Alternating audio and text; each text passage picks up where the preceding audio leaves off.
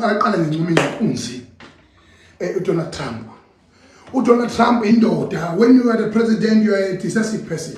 Just look at a few moments backwards in this country where President Ramaphosa have taken an unpopular decisions yokuthi anqume uyimela kweNingizimu Afrika nokuthi a land expropriation bill iphela bill lethinta ezempilo la eNingizimu Afrika kanye ne-land expropriation kanjalo nje.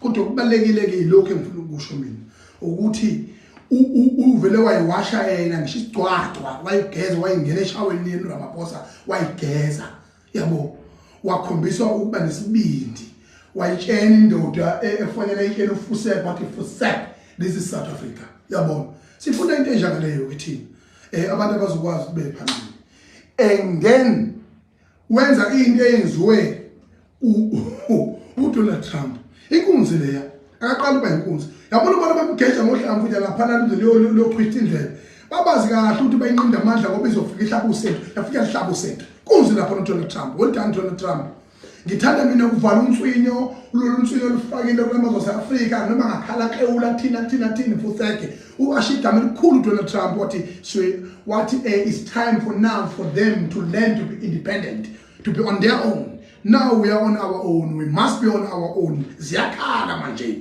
ziyakhala angathi ngihlangene neGNU yenzani phela nama budget speech lawa shombe biyale okumsangano ongasisi phambili.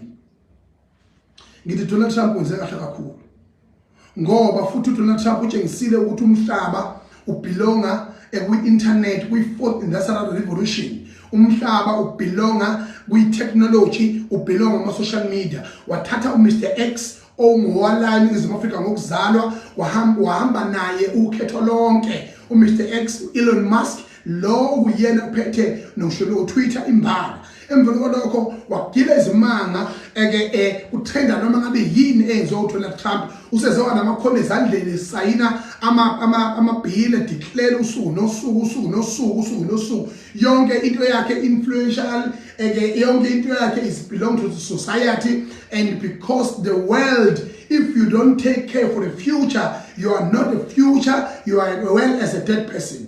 Ko manje ke uDonald Trump mina ngimshayela ihlombe ngithi mina well done Trump yabona mama siselanga nje World War 3 cha ngesibe nankingi kodwa okunye wenza kahle because you are making America great again. Ukuthi thina ke 30 years of democracy namanje sadependeka kwamanye amazwe.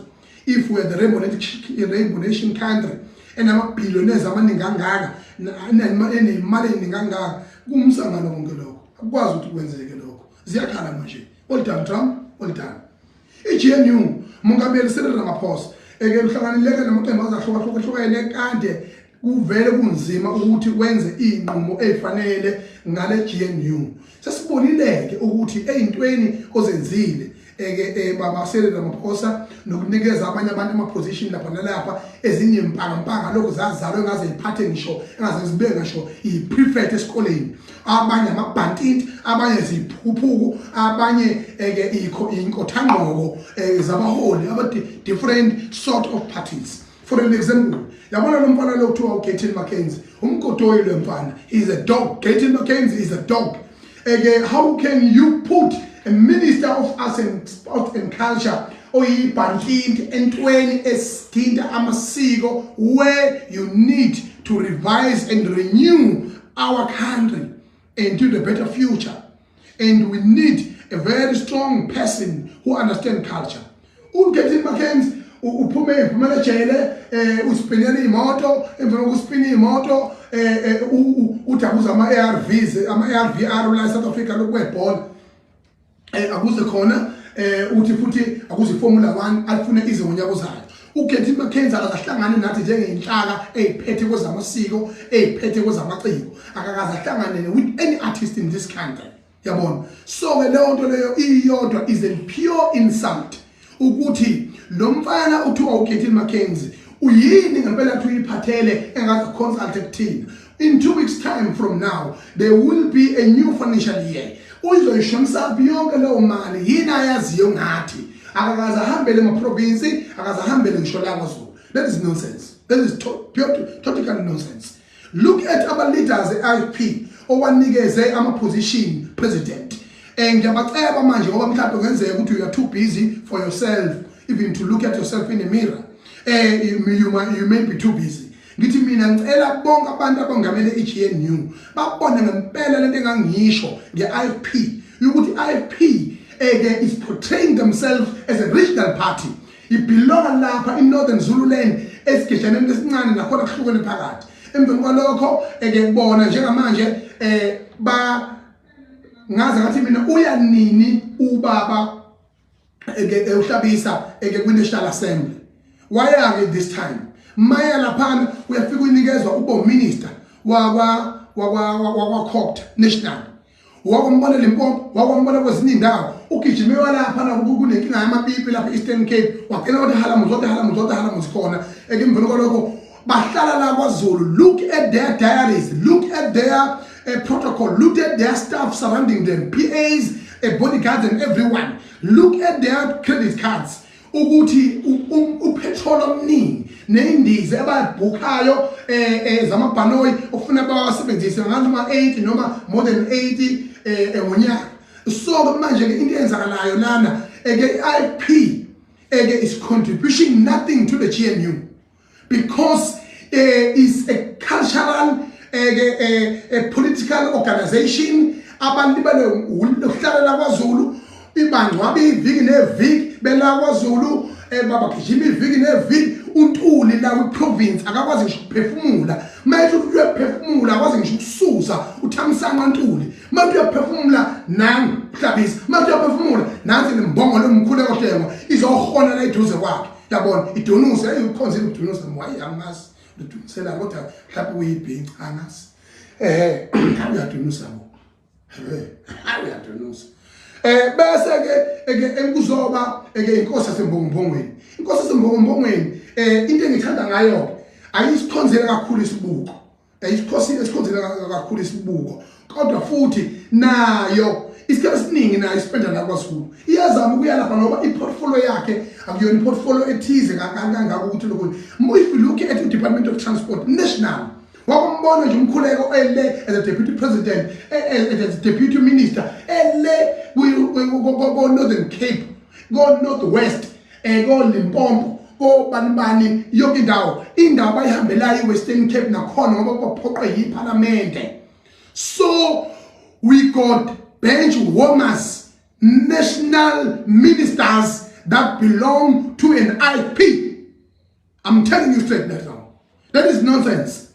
Imali ama taxpayers le. How many people who yabona basenuhulumeni okuvotele noma kuvotelanga belong to you? Lento ngisho ngo-Jayton Mackenzie. Lutho. Ngisho something applies. Angiphathi-ke njengoba inkatha i-celebrate 50 years nje. I-celebrate 50 years. Bazogcwala la iprovince udu angazi ukuthi mina yini lapha isaba ukuthi make bahamba bazobuya sebe abantu ntu yabona. Angiyazi lento eniyenzayo mina. Mhlawumbe nenzani ngempela. Amalungu enkathi athula thini ebona abaholi bawo bengalenzi iqiniso benikezwe ama portfolios national kodwa bona ba remain provincial. Babe ngakhethi ngani vele bebe ho MEC ke straight. Yabona. Babe ngakhethi ngani bebe ho MEC. Is an insult ngoba inkatha got some credible leaders. Ubaba uNtuli uMphemba is a very credible leader. Yabona. Ukuba unikeze iportfolio national nje mhlawumbe ngabe khona imovement ayenzayo. Yabona. Kuna lezi imfathuko lezi egijima yonke indawo la kwaZulu Natal asikwazi nje ukuyinwayo ukuthi uyapaka garage phu na umuntu wenkatha phu. Kodwa abakwazi Limpopo abakwazi iSouth Africa inkulu kangaka is a pure insult. Is a pure insult to the government of South Africa. Is a wasteful expenditure. Yabona. Is a wasteful expenditure yemali abakubentela. Ekubeni nina you are servicing you are tribalizing the organization and nohulumeni niyamtribalize manje nenza ukuthi ibelonge la abe nigadeni la kwaZulu ayikho into eniyigadileke niyasiphetela nje i-wrong totally wrong lento eniyenzayo kanti khona ama-credible leaders nangu ubaba Ntuli is a very credible leader yabona umfowethu mina uthula sizwe lapha nazwani naye uyazi nazwani naye ngoba ngimazi wayekwenzeni eNdlunkulu angimazi itata kodwa ngifuna ngamanga hey mhlawumbe itata liyayaluza usabathe nanti itata usabathe nanti itata likhona iminyaka zentenzayo linyakaze with a budget or with no budget likwazi ukwenza ama-movement la ukhokta eluphethe la kwaZulu ukwazi ukuhlanganisa amakhosi lapha nalapha ukwazi engage ama-issues lapha nalapha ama-issues abalulekile sometimes kufanele sikhulume izinto siyibone ukubeleka kwazo singabuki ukuthi umuntu uyamthanda noma ngaba umthandi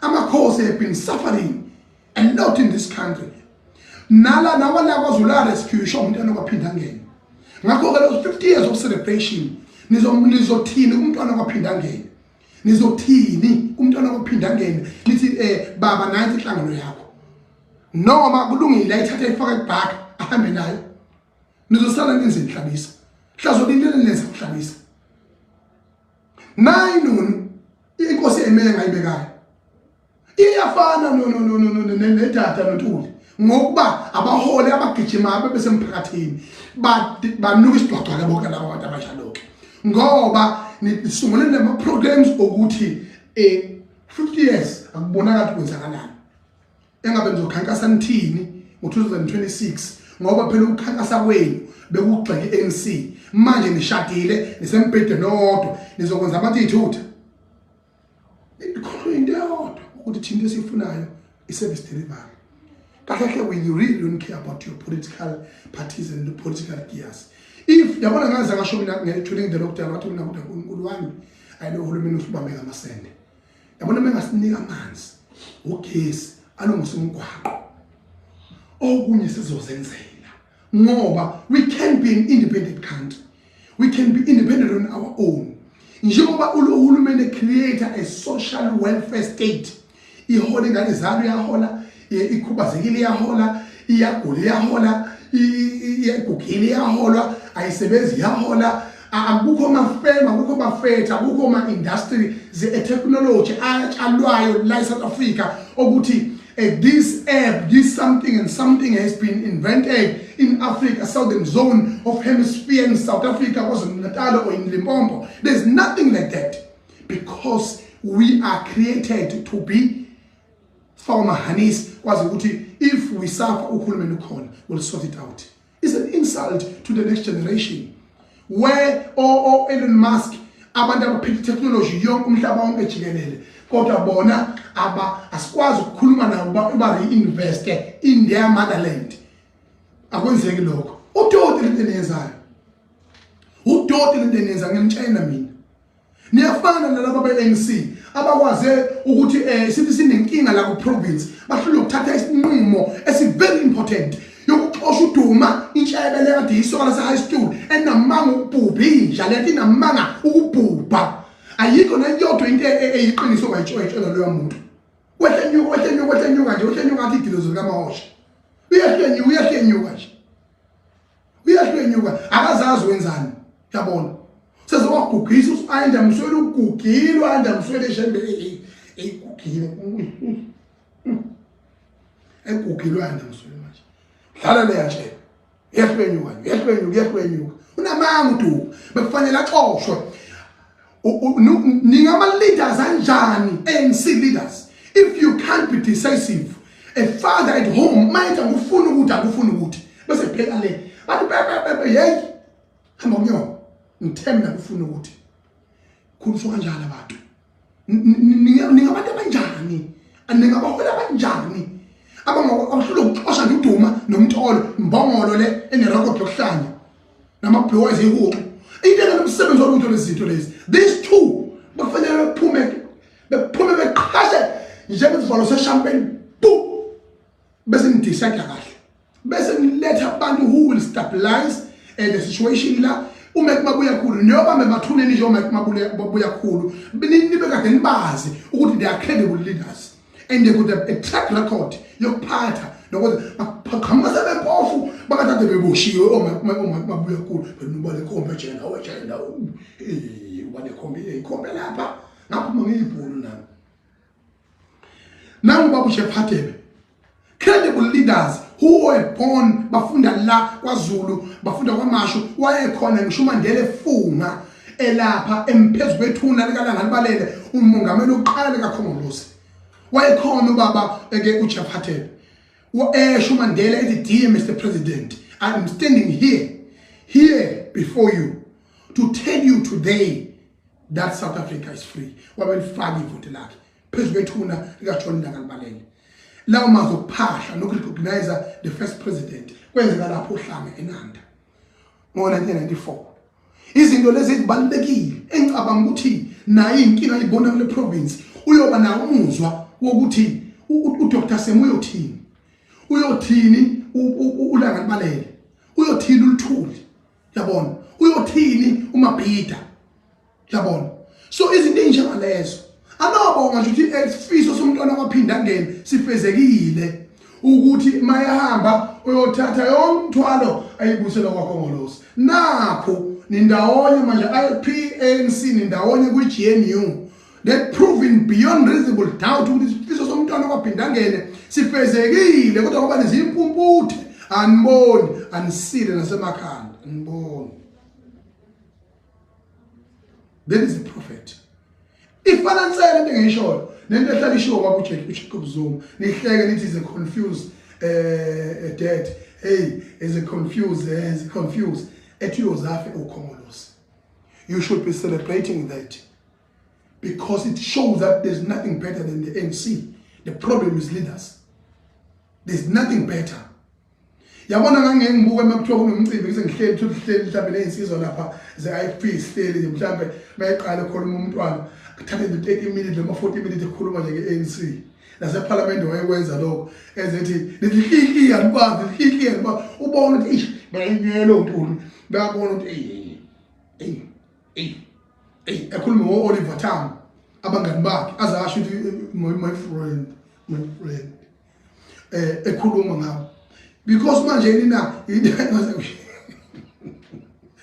nobaba ke uZuma ukhuluma into esimple nje edinga ihlakaniphi nabacwaningi ukuthi hayi uyozafe ANC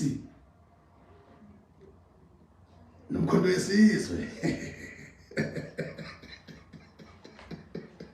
umkhondo wesizwe phela iwona owakwazi ukulwela ukubuya kwezwe under iwing ye-ANC. Yes. Sani batho yeah. Singene lapha ke sengiphetha ngani zakwethu. Umkhonto wesizwe. Umkhonto wesizwe songolewe sathuka kanje. Mina ngicela into eyodwa kunina. Ngiyanazi ukuthi abantu bakwaZulu lezi insizwa endikhonzile nempilo ikhonzile. Futhi ngithandana kakhulu ninodwa nje kuba kuyangani nje laba ushaya umoya sodwa nje kodwa ke anginjalo asihlangane nike sibe into eyodwa ingaze ingane yabantu lapha na uShivambo azakhihliza amafinyila. Shivambo is one of the great young leaders of this country politically that ever produced. Into engihlala ngisho ngoMalema ngithi uMalema kulina ngifisa phela is one of the giant leaders. Very powerful leaders. Please, ngiyacela ukuthi don't tribalize umkhonto wesizwe. Manifuna indlela yaphambili. Ngizonindinqa nqambo. Isidingo sokulwa noShivambo asikho. Musanuba yilima. Bengilapha nje mina lapha ku ecaleni kaBonginkosi Khanyile. Ngiye lapha ngiyosupport uBonginkosi Khanyile. Ngoba saboshwa naye siboshwela i-unrest iqalele ngekho kuthiwa sakumbe egcika umbuso kodwa sasasibele into eyodwa yokuthi khishwa babanqamana nejele finish sathe ikhali ingane kaZulu ubaba ubushiwe akukho futhi okunye ibalekileke le engitshena yona niyongikhumbula ngelinye ilanga ngisandula unxakisana noFloyd Shivambu mina ngasingama akakoni lutho ngoba vele ubaba uncamalalo accessible wonke umuntu uyashutha naye bese ehamba egabisa ezane. So we want a stable country, we want a stable province, and we want to move forward. Show me the pray to the being. Ngibuka ngikude ngakumkhaya. Ziyakhala manje. Eziyakhala manje.